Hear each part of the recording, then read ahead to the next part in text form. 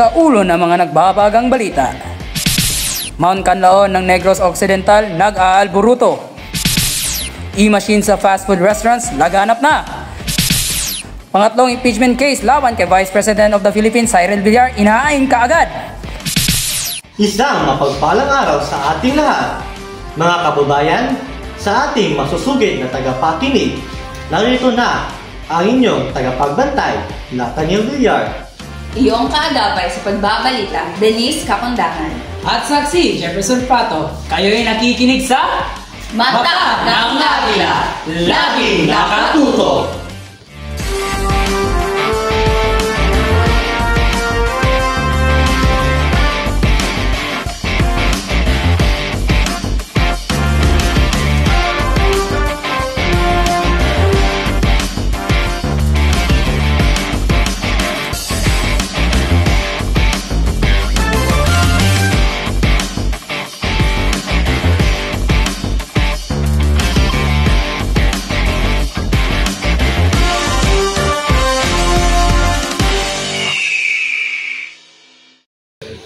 Sa larangan ng Science Ora, matinding epekto na pagputok ng Mount Canlaon sa mamamayan ng Negros Occidental ay nakababahala sa kalusugan, hanap buhay at kasalukuyang kalagayan.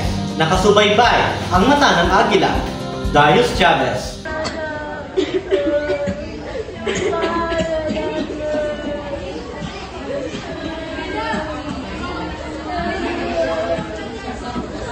Salamat Nathaniel. Nandito po ako ngayon sa Negros Occidental kung saan naganap ang pagputok ng Bulkang Canlaon.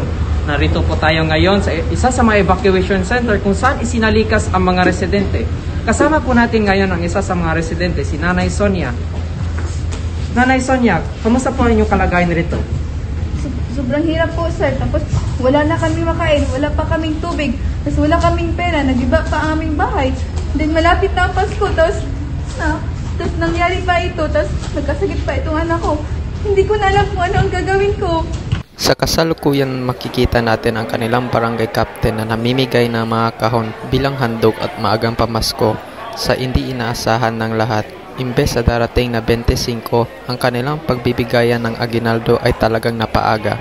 Habang hinihintay pa ang mga relief goods mula sa donasyon at malalapit na LGUs, ang mga pamasong ito ay makakatulong sa mga nasalanta tulad ng damit, pagkain at iba pang pangangailangang pangkatawan. Salamat po Nanay Sonia. Huwag po kayo mawala ng pag-asa ha. Mula sa Negros Occidental, nagbabalita Darius Chavez, ang mata ng Agila.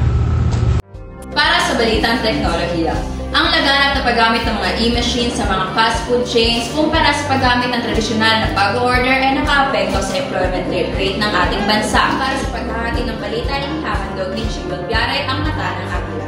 Chiwel? Ayan nga Denise, tunay nga ang teknolohiya ngayon ay may malaking epekto sa ating henerasyon. Kung kaya't nasa isang sikat na restaurant o fast food ako ngayon kung saan ginagamit nila ang teknolohiya sa pagkukuha ng kanilang order o mga pagkain.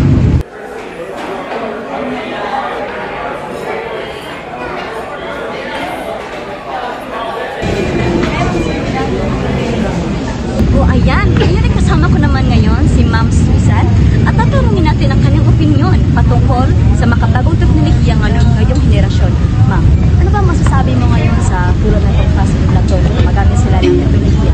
Ayon sa iyo or mayroon ka bang maibigay ng tungkol dito? Para sa akin, bilang isang matanda na at malabang Pilipinas, hindi sanay sa mga ganyang teknolohiya, mas pipiliin ko pa yung traditional way ng pag-order ng pagkain kaysa sa mga digital machine na mga pag-pindot-pindot na yan. Kaya pipiliin ko talaga yung traditional na pagkain.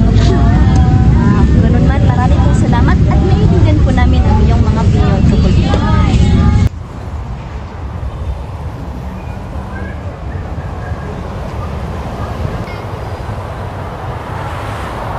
At ngayon naman, tatanungin natin ang ating mga makabagong henerasyon, ang mga Gen Z. Wave naman kayo sa camera. So, naka-order na ba kayo? Yeah! Anong masasabi nyo tungkol dito sa may digital tayo na ginagamit sa pag-order? Ayos lang ba sa inyo? For me po, yes. Mas pipiliin ko po yung digital since mas mapadali po. Especially po for converts, mas mapadali po ang loan order. Yes, and also, you can pay through GCash online payment. So, mas mapapadali kesa naman mag-linya ka pa doon sa harap. So, meron pa bang may sasabihin? Ano kayo masasabi pa? Para sa akin, mas pinadala yung proseso para hindi masyado tayo mahirapan natin. Okay, so thank you sa inyong mga opinion. Thank you for that, and I think that you are all really good at this. Bye! Para sa mga balitang panlipunan, ang dalawang impeachment cases laban kay incumbent Vice President of the Philippines, Cyril Villar, ibinasura ng Senado. Ang pangatlong impeachment case inihain na. Yan at iba pang mga detalye, nakatutok ang mata ng Agila, Jaylard Silvestre. Jaylard? Yes, Jeff, andito po tayo ngayon sa Senate of the Philippines kung saan ay magkakaroon po sila ng session na kung saan ay tatalakayin din nila ang kaso patungkol sa impeachment case laban kay Vice President Cyril Villar. Kasalukuyan nating hinihintay kung anong oras magsisimula ang kanilang session para sa trial na ito at kasalukuyan din po nating natutuklasan ang datingan ng ating mga senador sa ating bansa. Ito po ay hudyat na malapit na pong magsimula ang kanilang session. Good morning. The 100th Senate session will now commence. Please stand for the national anthem. Ang pambansang awit ng Pilipinas. Good morning. The 100th Senate session is now called to order.